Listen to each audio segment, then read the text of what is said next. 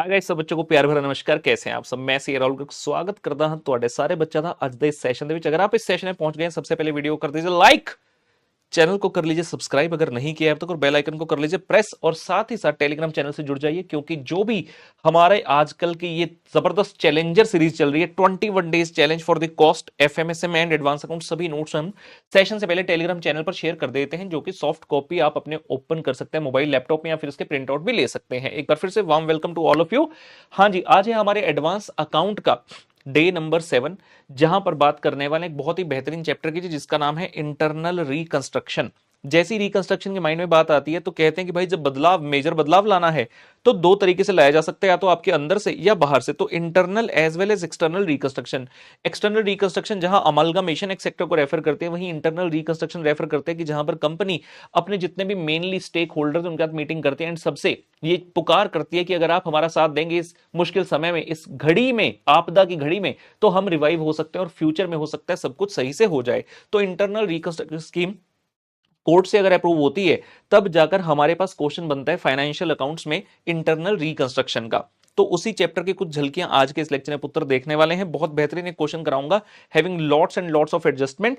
तो आइए देर किस बात के पुत्रों, करते हैं स्टार्ट। यो लो, यो लो। हाँ जी, advance account day number 7, internal reconstruction. ये आ गया जी। क्वेश्चन कह रहा है balance sheet of A and company limited as on 31 March 2012 is as follows. तो 31 मार्च 2012 की ए एंड कंपनी की एक बैलेंस शीट दी गई है। सबसे पहले आ रहा है जी इक्विटी एंड लाइबिलिटीज का डाटा, और उसके बाद है एसेट्स का डाटा। क्वेश्चन में पढ़ते हैं। सबसे पहले कहते हैं जी शेयर होल्डर फंड है, जिसके अंदर share capital, reserve and surplus है। शेयर कैपिटल 11,50,000, वहीं रिजर्व एंड सरप्लस का है नेगेटिव बैलेंस, यानी कि इसमें पक्का पीएनएल डेबिट बैलेंस होगा, क्योंकि कोई और रिजर्व तो अक्सर नेगेटिव नहीं होता भाई। नॉन करंट लाइबिलिटी है लॉन्ग टर्म बोरिंग, और साथ ही साथ कह रहे हैं भाई इनके ना ये नोट नंबर है, तो साथ साथ देख लें। जैसे नोट नंबर 1 शेयर कैपिटल का है, तो यहां पता चला एक इक्विटी है, एक प्रेफरेंस है। इक्विटी के अंदर 75,000 शेयर हैं 10 इंच के, यानी कि 7,50,000 के, और प्रेफरेंस में 4,000 प्रेफरेंस शेयर हैं 100 इंच 6% वाले, यानी कि 4 लाख के। तो टोटल 11,50,000 इस तरीके से बना। वहीं अगर आप देखते हैं रिजर्व एंड सरप्लस को, तो इसका डेबिट बैलेंस है आपके पास 5,35,000 का। तो कोई और रिजर्व है ही नहीं, सिर्फ एक ही है पीएनएल, वो भी डेबिट बैलेंस। उसके बाद लिखा था एक लॉन्ग टर्म बोरिंग। तो क्वेश्चन कह रहे हैं भाई सिक्योर्ड है, 6% डिबेंचर है। सिक्योर्ड किस पर है? फ्री होल्ड प्रॉपर्टी के द्वारा 3,75,000 के। तो यहां तक हमने पढ़ लिया था। उसके बाद कह रहे हैं जी करंट लाइबिलिटीज हैं। करंट लाइबिलिटी के अंदर तीन चीजें दी हैं, trade payable, short term borrowing और अदर करंट लाइबिलिटी, और इनका कोई नोट नहीं है पहले दोनों का। ट्रेड पेबल तो सीधा सीधा क्रेडिटर हो गया, शॉर्ट टर्म बोरिंग में कह रहा है भैया सारा बैंक ओवरड्राफ्ट है, मतलब बैंक का नेगेटिव बैलेंस है। अदर करंट लाइबिलिटी में बता रहे हैं जी, नोट नंबर 4 में जाकर पढ़िए। तो अदर करंट लाइबिलिटी में लोन फ्रॉम डायरेक्टर है 1 लाख रुपए का, और इंटरेस्ट पेबल ऑन 6% डिबेंचर है जी 22,500 रुपए का। ये वाली बात लिखी गई है, डन हो गया। उसके बाद पुत्र आते हैं एसेट्स में। सबसे पहले नॉन करंट एसेट है, जिसके अंदर है जी पीपीई, इंटेंजिबल और non current. PPE note 5, intangible note 6 and non current investment note number 7। आइए देखते हैं। तो नोट नंबर 5 पुत्र फॉर पीपीई, जिसके अंदर हमें पता चला that there is a freehold property and a plant. ये वही फ्री होल्ड प्रॉपर्टी है जिसके ऊपर आपके डिबेंचर सिक्योर्ड हैं। अगर हम देखते हैं इंटेंजिबल एसेट्स को, तो आपके दो इंटेंजिबल एसेट हैं, गुडविल और पेटेंट। और नोट नंबर 7 था पुत्र इन्वेस्टमेंट के लिए, नॉन करंट इन्वेस्टमेंट। तो ये है जी इन्वेस्टमेंट एट कॉस्ट 55,000। जरा 1 मिनट देंगे।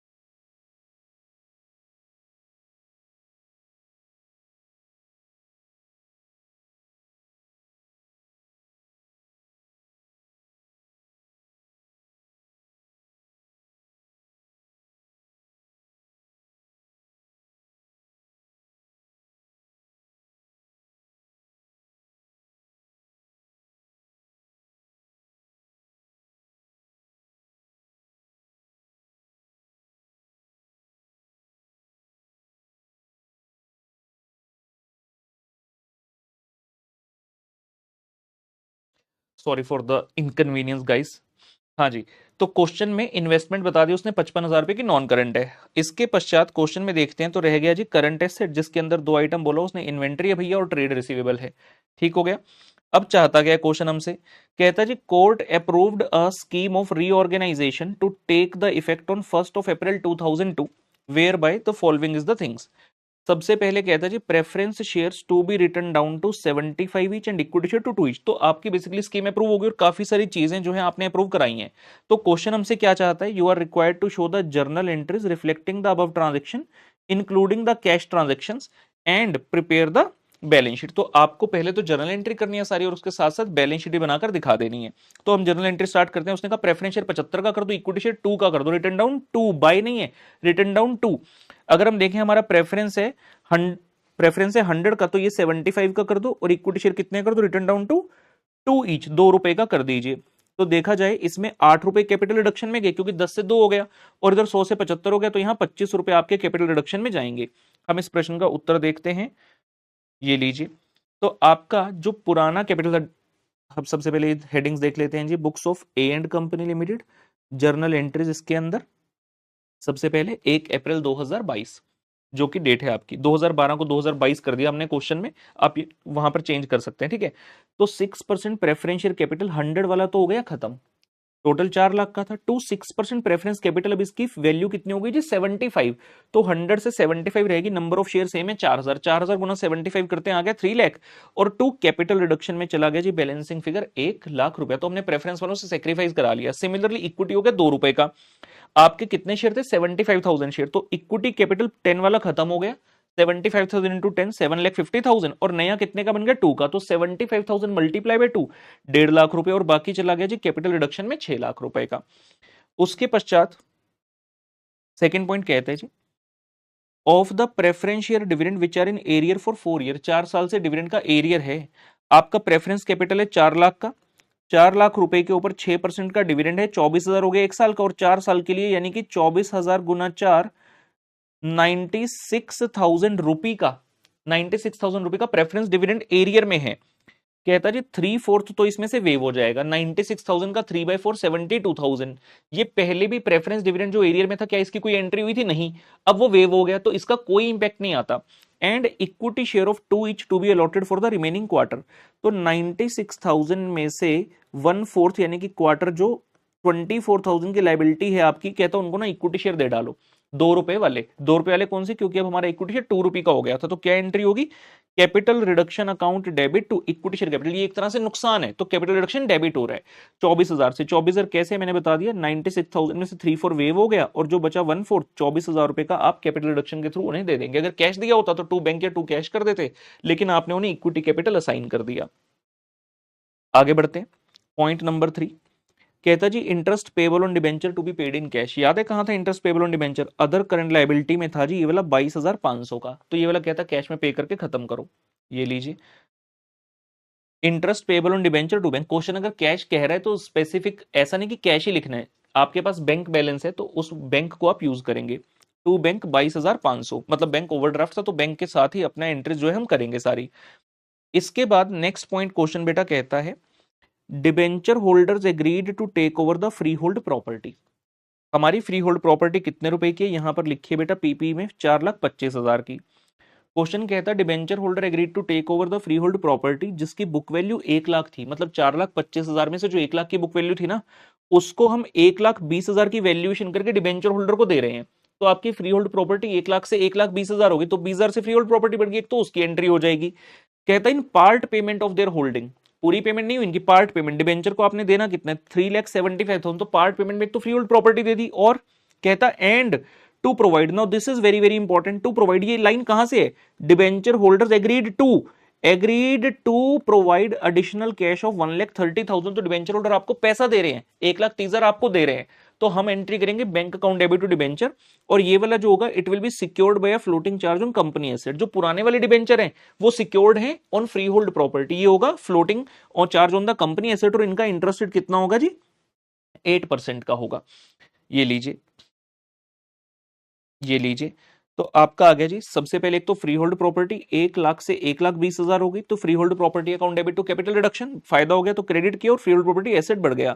फिर आपके जो 6% डिबेंचर थे, क्वेश्चन ने कहा आपने इनको प्रॉपर्टी दे दी, तो 6% debenture to freehold property कितने की, 1,20,000 की, और आपने उनसे 1,30,000 रुपए और मंगवाए, तो एंट्री होगी जी bank account debit to 8% debenture account. तो ये इसका पूरा रहेगा 3 एंट्री में समापन। Very very important, very very important.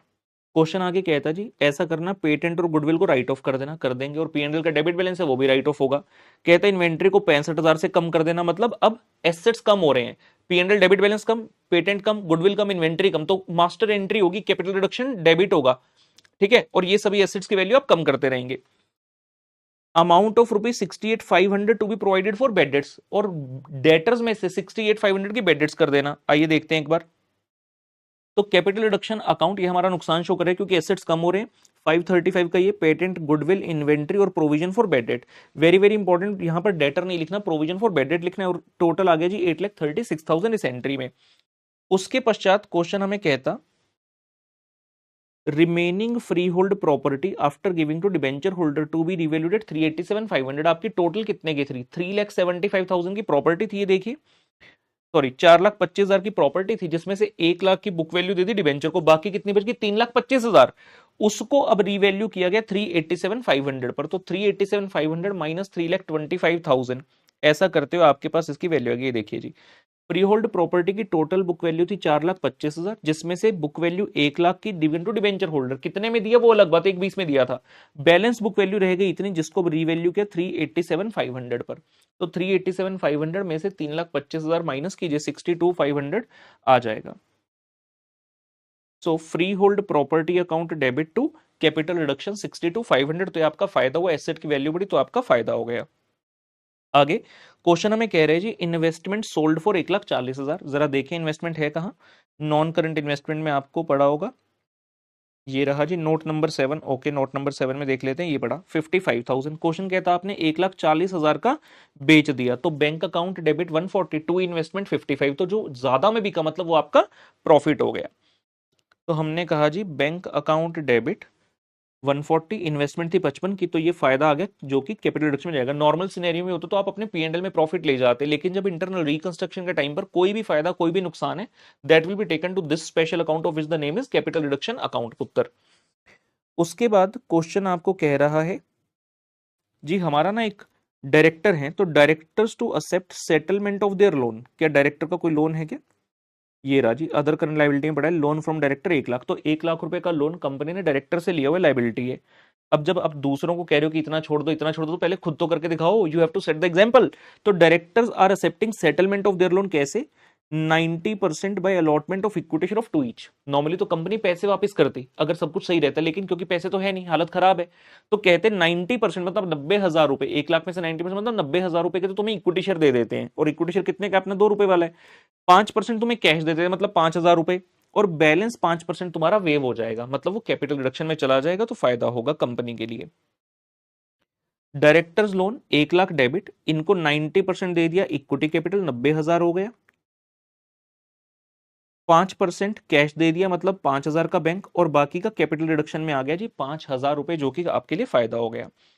उसके बाद क्वेश्चन कह रहा है आपको, there were capital commitments totalling 2.5 lakh, मतलब 2.5 लाख रुपए कुछ कमिटमेंट्स थी अपनी, कुछ काम करना था, किसके लिए, कहता these contracts are to be cancelled on payment of 5% of contract prices penalty, क्योंकि अब हम ये काम नहीं कर पाएंगे और कॉन्ट्रैक्ट के मुताबिक हमें 5% का पेनल्टी देना होगा, तो 2.5 लाख का 5%, 12,500 का आपका पेमेंट होगा, तो क्रेडिट में जाएगा टू बैंक। सवाल उठा डेबिट क्या होगा, ऑब्वियस सी बात है नुकसान है अपने लिए, तो कैपिटल रिडक्शन टू बैंक की पुत्र अपनी एंट्री होगी, कैपिटल रिडक्शन टू बैंक 12,500 रुपए, ठीक है। उसके बाद कहता जी ignore the taxation and cost of the scheme, ठीक है, ये होता भी नहीं कुछ, जर्नल एंट्री करनी है, और कहता जी बैलेंस शीट बनानी है। जर्नल एंट्री हमारी सारी ओवर हो गई। सबसे पहले कैपिटल रिडक्शन अकाउंट बनाकर देखने कि कहीं कोई बैलेंसिंग फिगर तो उसके अंदर नहीं है, अगर होगा तो अकॉर्डिंगली उसका भी एक जर्नल एंट्री पास होगा। तो जितनी भी हमने एंट्रीज करी सबका इंपैक्ट आप उठाकर कैपिटल रिडक्शन में डाल दोगे, जितने भी डेबिट और जितने भी क्रेडिट सारे आपने डाल दिए, और ये वाला अकाउंट आपका टैली हो जाता है। तो मैं एंट्री बाय एंट्री चेक नहीं करवाऊंगा, वो बच्चों वाली चीज है, आसान चीज, ये टैली हो गया, डन हो गया। उसके बाद मेन है बैंक अकाउंट बनाना, क्योंकि क्वेश्चन ने आपसे पूछ ली बैलेंस शीट, अगर सिर्फ जर्नल एंट्रीज पूछी होती तो यहां तक का काम करके हम छोड़ देते, लेकिन क्वेश्चन ने बैलेंस शीट पूछी है और जो सबसे इंपॉर्टेंट अकाउंट है जो बार बार यूज हो रहा है वो है बैंक अकाउंट, तो हमें बैंक का एक अकाउंट बनाना पड़ेगा। अगर आप क्वेश्चन में गिवन बैलेंस शीट में देखते हो तो उसने बताया था हमारा बैंक का ना ओवरड्राफ्ट है, मतलब नेगेटिव बैलेंस है 1,95,000 का। तो आप जब बनाएंगे बैंक अकाउंट, सबसे पहले आएगा जी by balance brought down, credit balance है। उसके बाद आपने जो भी ट्रांजेक्शन में बैंक यूज किया वो यहां पर लिखेंगे, जैसे कि क्वेश्चन ने एक बताया था आपने 6% डिबेंचर के ऊपर जो इंटरेस्ट था वो पे किया, तो जो पे किया वो क्रेडिट साइड, डायरेक्टर का लोन 5,000 पे किया और एक कैपिटल कमिटमेंट की पेनल्टी पे करी 12,500 की। लेकिन आपको आया कहां से था, एक डिबेंचर से पैसा आया था 1,30,000 और आपने इन्वेस्टमेंट सेल करी थी 1,40,000, तो ये आ गया जी बाय बैलेंस कैरी डाउन, और ये क्या हो गया, मतलब ब्रॉट डाउन 35,000, तो ये बैलेंस आपका पॉजिटिव हो गया। तो जब हम बैलेंस शीट बनाएंगे वहां पर कैश एंड कैश इक्विवेलेंट्स के अंदर 35,000 रुपए लिखा जाएगा बैंक में। चलिए ये काम करने के बाद अब मेन पार्ट पर आते हैं, balance sheet of and company limited as at 1 April 2022, और स्पेसिफिकली आपको मेंशन करने हैं words and reduced. Internal reconstruction के बाद जब बैलेंस शीट बनाते हैं तो इन शब्दों का प्रयोग करना है, so that any person who is going through your financial statement in words को पढ़कर उसे पता चल जाएगा कि हाँ कंपनी में अभी अभी ऐसा कुछ हुआ है। सबसे पहले आ रहा है पुत्र हमारे सामने इक्विटी एंड लायबिलिटी, जिसके अंदर शेयर होल्डर फंड, सबसे पहला आ रहा है शेयर कैपिटल। तो हम चलते हैं शेयर कैपिटल पर। Equity share capital first of all, जो पुराने वाला था उसको तो भूल जाइए, आप सिर्फ ये देखिए नंबर ऑफ शेयर कितने हैं। इफ यू रिमेंबर, ये देखिए हमारे नंबर ऑफ शेयर कितने थे यहाँ पर 75,000 थे, याद आ जाएगा। पहले 10 रुपए का होता था, अब 2 का हो गया, तो 75,000 से मल्टीप्लाई करके 1.5 लाख बना, तो 75,000 शेयर ये थे, प्लस जहां जहां आपने इशू किए उनको ऐड करते रहिए। आपने सबसे पहले यहां पर इशू किए, इक्विटी शेयर कैपिटल लिखा है, ये प्रेफरेंस डिविडेंड के बदले थे, 12,000 शेयर ये थे, 24,000 का अमाउंट डिवाइड बाई 2, 12,000 शेयर ये हो गए। उसके अलावा आपने डायरेक्टर्स को दिए थे इक्विटी शेयर 90,000 रुपए के, यानी कि 45,000 शेयर ये वाले हो गए, ठीक है। तो और इतना ही है, ये लीजिए जी। तो आपका जब शेयर कैपिटल में गए यहां पर आ गया जी 2,64,000, टोटल शेयर हो गए 1,32,000। कैसे, 75 ओरिजिनल थे, उसके बाद 12 और दिए और 45 और, 75 प्लस 12 प्लस 45, 1,32,000। इसमें से 75 तो आपके ओरिजिनल थे जो पैसे आए थे, लेकिन बाकी के जो आपने 12 और 45 दिए उसके बदले भी पैसा नहीं आया, तो आउट ऑफ दीज 57,000, ये 57,000 कौन से, जो 12,000 प्रेफरेंस डिविडेंड के लिए दिए और 45,000 डायरेक्टर वालों को दिए, तो these have been issued for consideration other than cash, इनके लिए हमें कोई कैश नहीं आया। वहीं अगर प्रेफरेंस की बात करता हूं तो प्रेफरेंस का सिर्फ इतना सा हुआ था कि 100 के बजाय 75 हो गया था, बाकी कोई दिक्कत नहीं थी। तो प्रेफरेंस में 4,000 6% क्यूमुलेटिव प्रेफरेंस शेयर है हमारे, 75 वाले 3 लाख, तो इस तरह से टोटल आ जाता है 5,64,000 पुत्र। रिजर्व एंड सरप्लस में कुछ नहीं है, सिर्फ एक पीएनएल डेबिट बैलेंस था, उसको हमने राइट ऑफ कर दिया। नॉन करंट लायबिलिटी में आ रहा है जी long term borrowing, very very good point ये भी। आपका जो लॉन्ग टर्म बोरिंग में सिर्फ पहले एक आइटम होती थी 6% डिबेंचर, कितने के, 375 के, लेकिन अगर आपको याद हो हमने इन्हें प्रॉपर्टी देती थी 1,20,000 की, तो ये रह गए 2,55,000, और जो बाकी के आपको याद हो आपने नए डिबेंचर इशू किए थे 8% वाले, जो कि सिक्योर्ड थे floating charge on company asset, ऊपर वाले सिक्योर्ड कहां थे, फ्री होल्ड प्रॉपर्टी पर, और इनसे कितना पैसा आया था आपको, 1,30,000 का।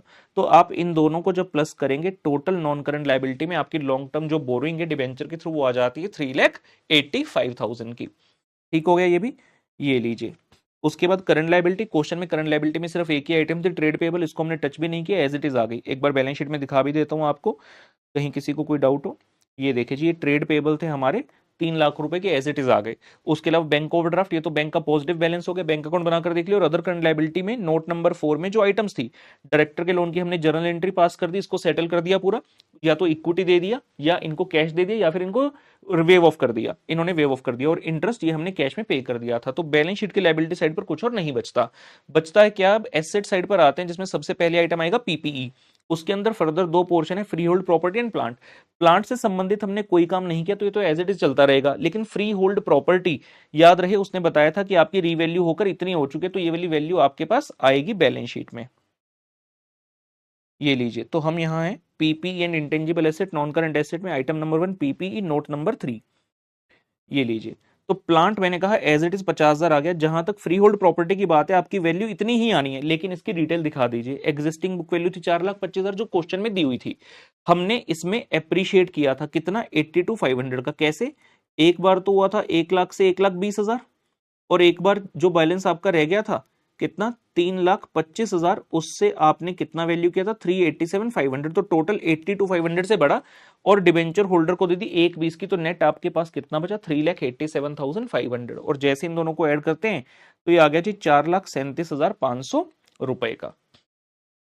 ठीक है, ये रहा। उसके बाद इंटेंजिबल एसेट है, आपके पास पेटेंट और गुडविल था। आपने ऐसा नहीं करना कि दिखाया नहीं, नोट में बताना है कि भाई गुडविल और पेटेंट का हमने क्या क्या किया। तो क्या हुआ इनके साथ, बुक वैल्यू जो थी रिटर्न ऑफ कर दी, नील हो गया। सिमिलरली पेटेंट की बुक वैल्यू थी 37,500, राइट ऑफ किया, तो ये भी क्या हो गया जी, नील हो गया। तो इसमें कुछ भी नहीं बचा इंटेंजिबल एसेट के अंदर। Similarly non current investment, non current investment जितनी थी सारी की सारी हमने सेल कर दी थी। उसके बाद आई जी करंट एसेट, जिसमें आ रहा है इन्वेंट्री, ट्रेड रिसीवेबल और कैश एंड कैश इक्विवेलेंट। अब इन्वेंट्री में से भी आपने कुछ अमाउंट राइट ऑफ करवाया था, 4,25,000 की बुक वैल्यू थी, लेकिन क्वेश्चन ने कहा था 65,000 राइट ऑफ कर दो, तो 3,60,000 बच गया। ट्रेड रिसीवेबल की वैल्यू थी 4,85,000, जिसमें से क्वेश्चन ने कहा था प्रोवाइड फॉर बैड डेट 68,500, ये बच गया 4,16,500। और कैश एंड कैश इक्विवेलेंट में बैंक बैलेंस आएगा जो हमने अकाउंट बनाया, उसका नाम रख दिया वर्किंग नोट 2, और ये 35,000 आया। ये सभी वैल्यूज आप जाकर यहाँ पर नोट 5, 6 और 7 के हिसाब से यहाँ पर भर देंगे। टोटल जो आएगा आपका 12,49,000 वो मैच करेगा जो लाइबिलिटी साइड का आपका टोटल था। बहुत ही बेहतरीन प्रश्न, having lots and lots of good points. उम्मीद करता हूँ सही बच्चे मेरे साथ इसको सीख चुके हैं और जिनका कोई डाउट था वो डन हो चुका है। We are having some multiple choice questions as well, let us see. तो कहता जी in case of internal reconstruction, जरा देखें, कहता only one company is liquidated, two और more company liquidate, no company is liquidate, two company amalgamated. अरे भाई कोई कंपनी लिक्विडेट हो ही नहीं रही, तो करेक्ट ऑप्शन क्या है, C, no company is liquidated is the right answer. हाँ जी। उसके बाद कहता है जी surrender of shares can be, one second,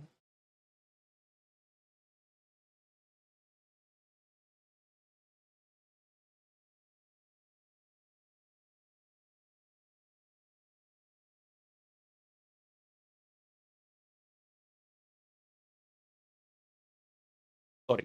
हाँ जी, सरेंडर ऑफ शेयर पूछता है क्या वॉलंटरी है या कंपलसरी होता है, या दोनों में से कुछ भी, या none of the above. Surrender of share जहां पर शेयर होल्डर अपने शेयर सरेंडर करते हैं, तो कहते हैं क्या ये वॉलंटरी होता है या compulsory. It can be voluntary as well as compulsory as per the provisions of the law. तो इसका भी उत्तर क्या है जी, आइदर ए और बी। सी ऑप्शन जो है वो आपकी करेक्ट ऑप्शन बनती है। ठीक है जी। तो आज का सेशन रहा dedicated towards the internal reconstruction. मुलाकात करेंगे अगले सेशन में नई चीजें सीखने के लिए, तब तक के लिए बाय बाय।